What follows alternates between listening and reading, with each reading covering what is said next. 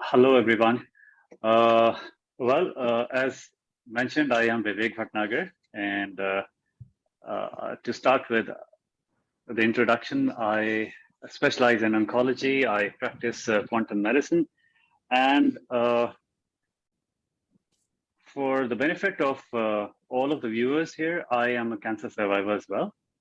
So I was diagnosed of cancer in 2013, and since it took me about 6 months to become cancer free.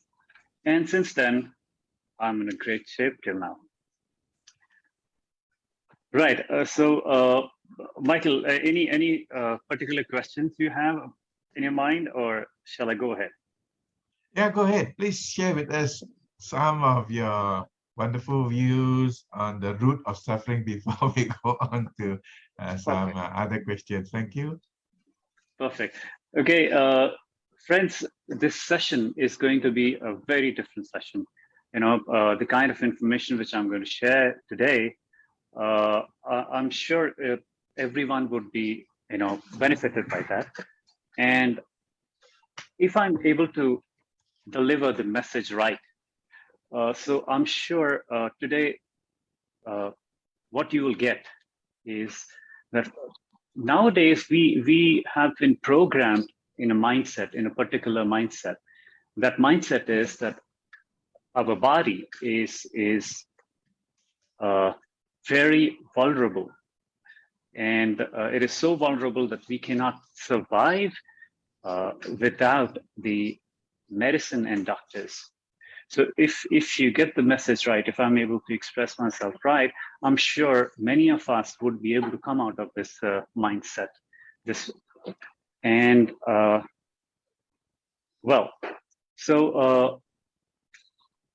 topic, as everyone have read, is roots of suffering. So we'll be coming to that, but I just wanted to, as usual, as I have been doing in every session I have done so far. So I'm going to talk about the basic design of the body, which is 75% of hydration level, and this is default. This is how our body is designed. We cannot change anything about it.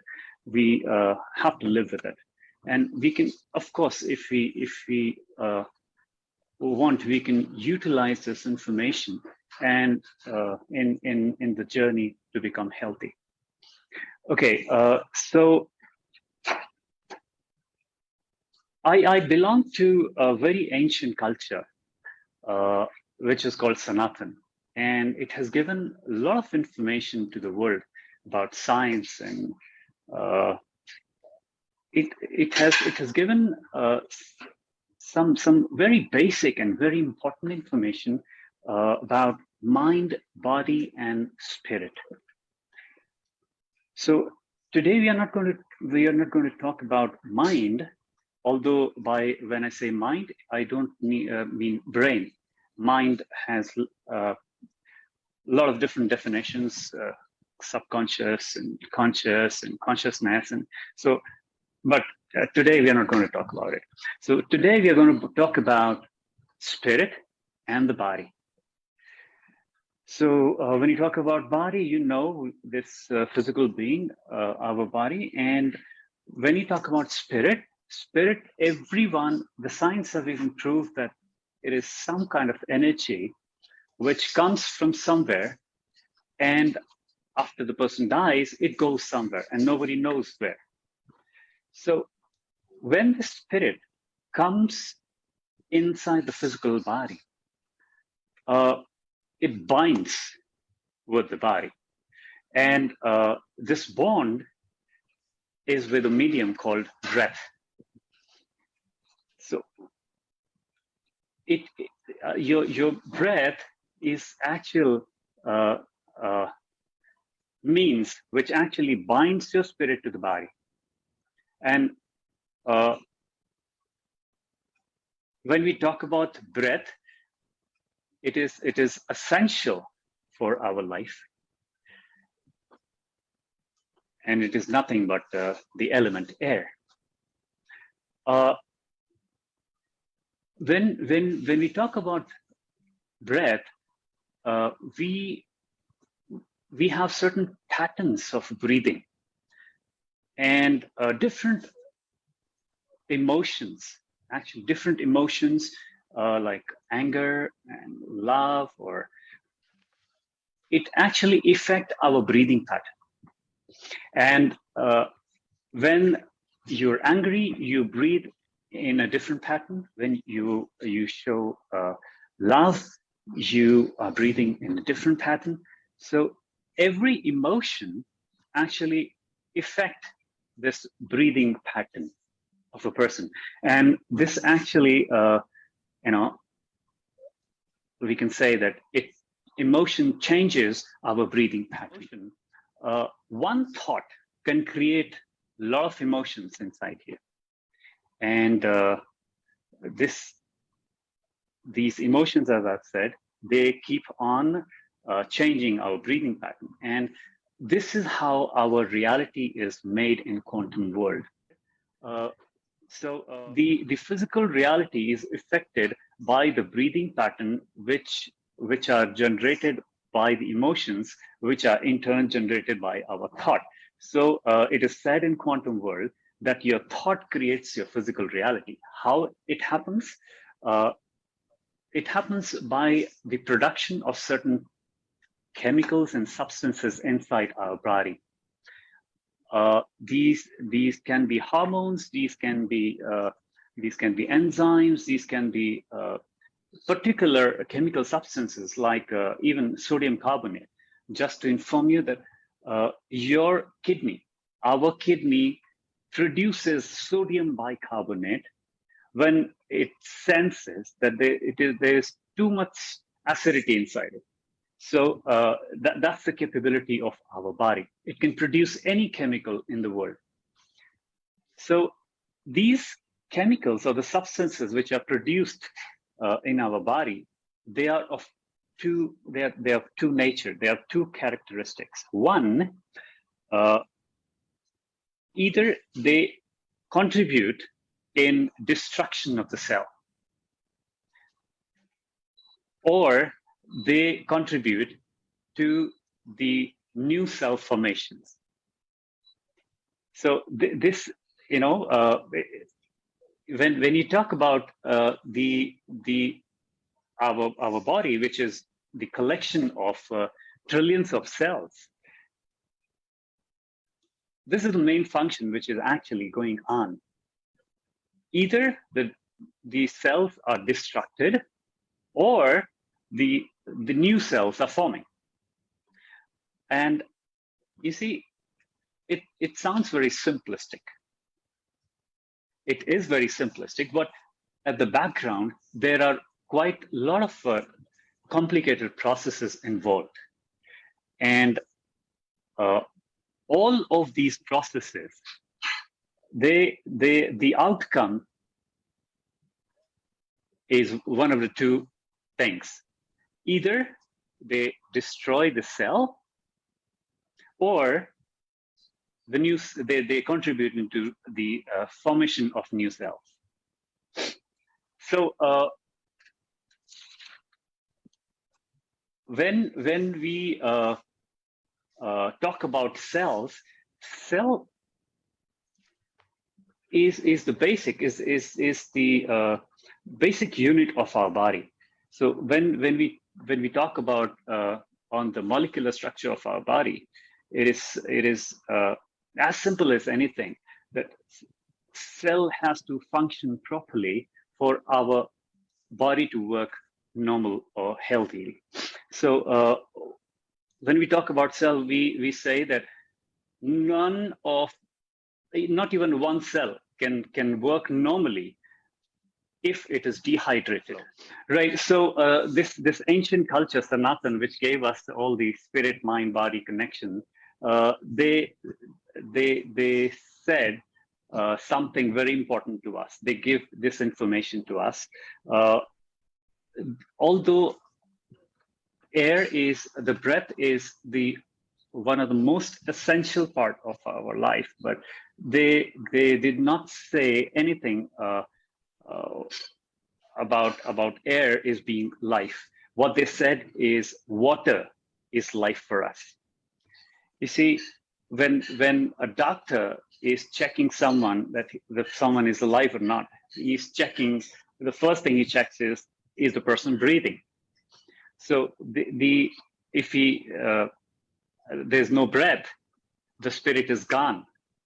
It is so essential that the bond of spirit and body breaks away just with the breath not being there. So air element is so important, so essential. But the knowledge which we have been given by the ancient people, they have said water is life. They did not say air is life. They did not say food is life. They did not say medicine is life. What they said is water is life. So it has a very big meaning. We know this statement, this small little statement, for so long, but what did we do about it? In fact, what I found is this is one of the most ignored area of our life. We have never been educated about the most largest part of our body, which is water. We have no idea what kind of water we should drink. We have no idea when should we drink. We have no idea how much we should drink. But at least now someone is talking about it. When we say that the cell is dehydrated, anything less than what is required. I'm not going to go into how much water is required for a cell. Let's talk about bulk estimation. So if the water is less than it is required, it is supposed to be, it cannot work normally.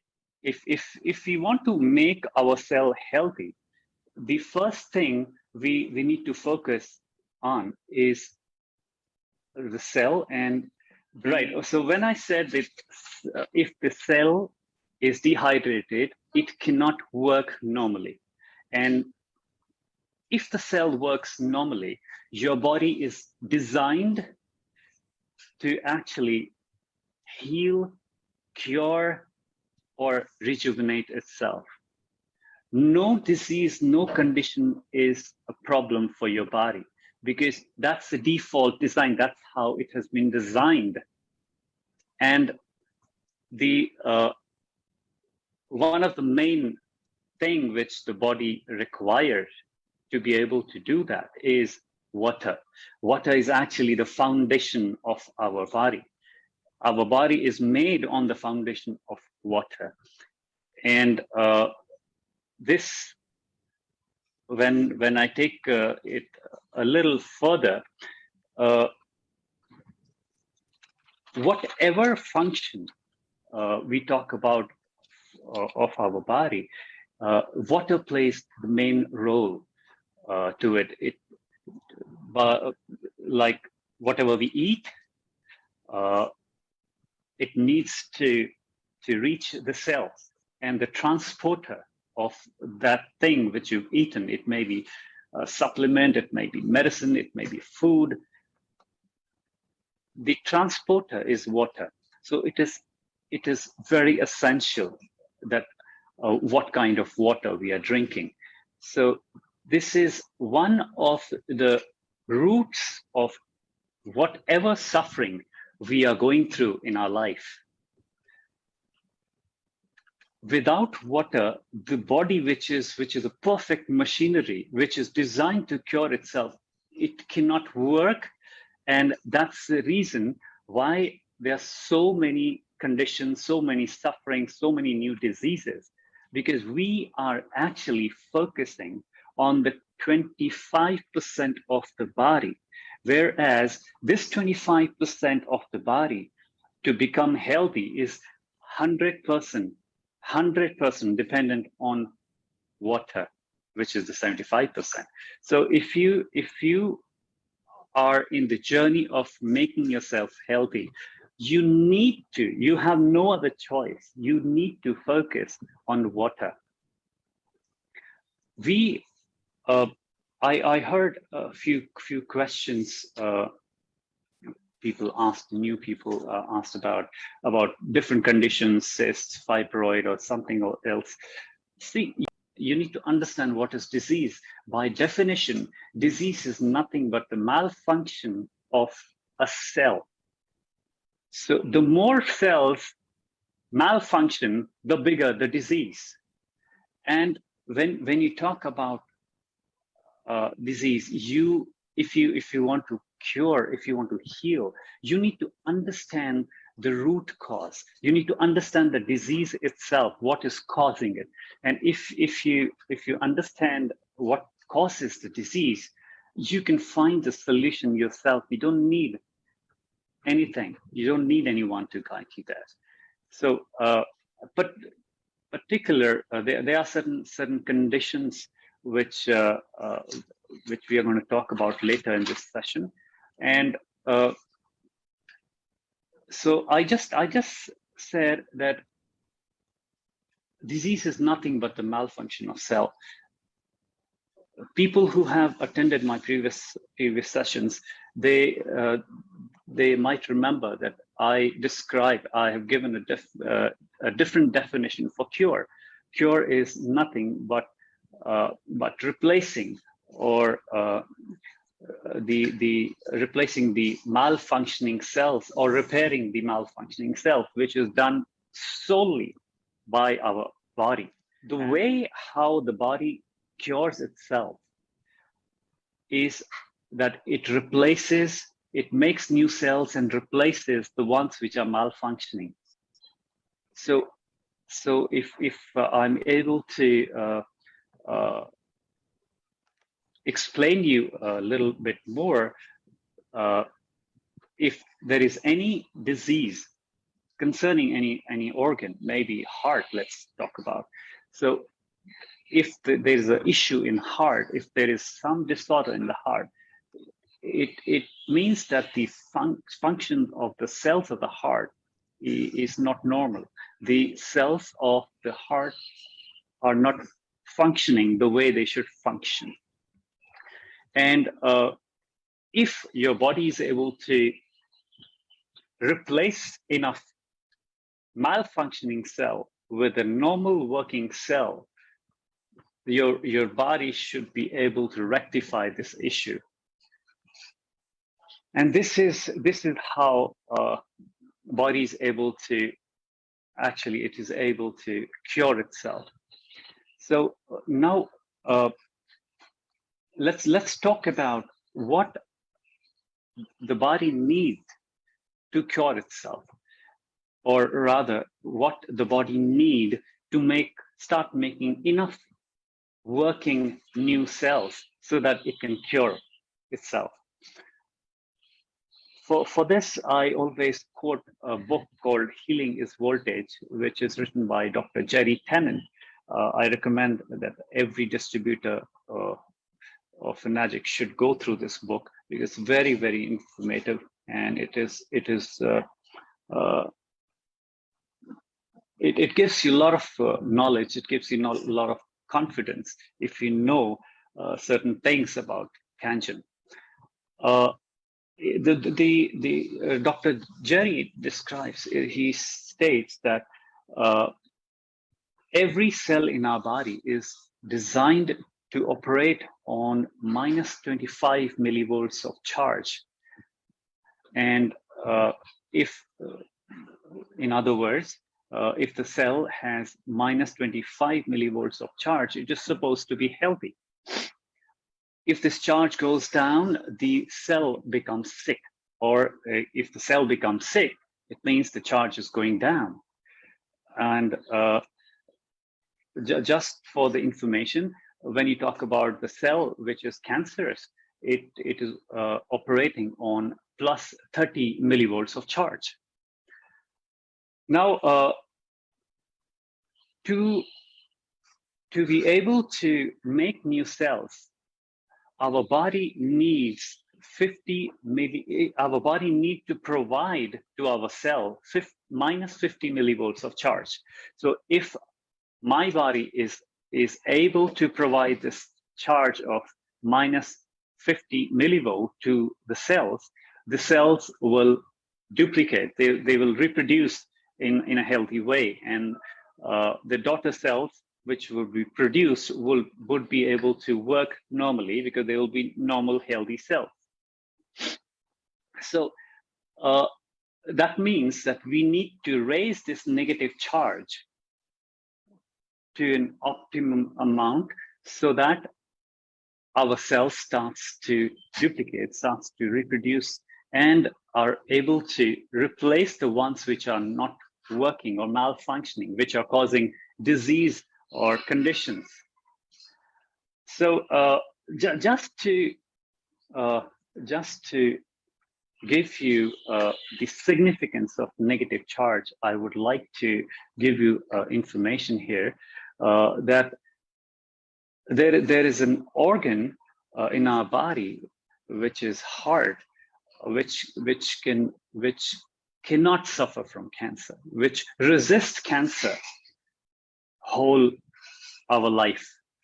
And when I came to know about this, I did some research, and I found that the only visible reason was that the heart cell is designed to operate on minus 120 millivolts. So the heart cell is actually operating on minus 120 millivolts because rest everything is same, more or less same with the rest of the cells in the body. But the only difference I found was that the negative voltage is different than other cells, and the result of this is that heart never suffers from cancer, no matter what the doctors might say about it. But when you talk about the core heart cell, it never suffers from cancer. And so now we know the significance of minus voltage in our cells. So there are different ways how to supplement or how to increase this negative charge. The first thing is that we need to bring down the acidic level of the cells, because once the cell become acidic or hyperacidic, the rate of oxidation increases. It is directly related. These two conditions, the oxidation, the rate of oxidation, and the acidity, they are directly related to each other. You raise the acidity and the rate of oxidation goes up. Oxidation is nothing but, in other words, it's free radical damage, where the negative charge goes down or the electrons are converted into positive charge. So once the acidity goes up, the rate of oxidation also goes up. So when you bring down the acidic level of the cell, how do you do that? You simply try to make the environment opposite to acidic environment, which is alkaline. And if you are able to do this, the loss of electrons stops, and the number of electrons present in the cell, you can actually sustain that charge, that negative charge. The free radical damage stops or slows down, if not stop. So it slows down significantly if the environment in the cell is alkalized. And I remember here there was one question about alkalization of the body, alkalosis. I have never ever heard even of one patient who has suffered from alkalosis. It is something which is nearly impossible in the current lifestyle we live in. Why? Because whatever we are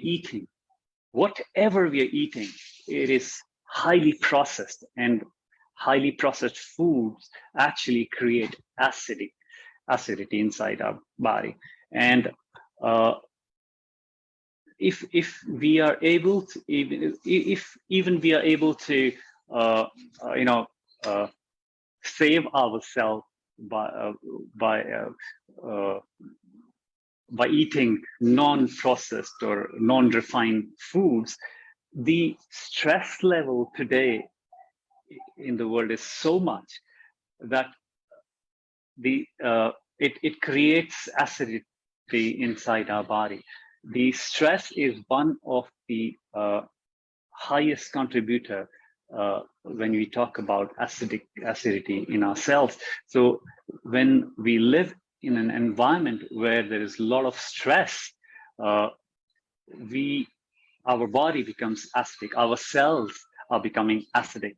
So people should not worry about drinking Kangen water can make their body totally alkalized or more towards alkalosis. It's just not possible in today's age.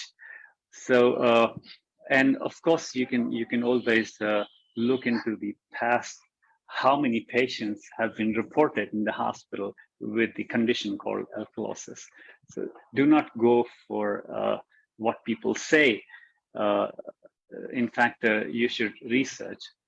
And whatever information I'm giving you, it's not, first of all, it's not something which is mine. I've just researched about it, and I have tried to link these informations in such a way that people can actually utilize this information in their journey for being healthy.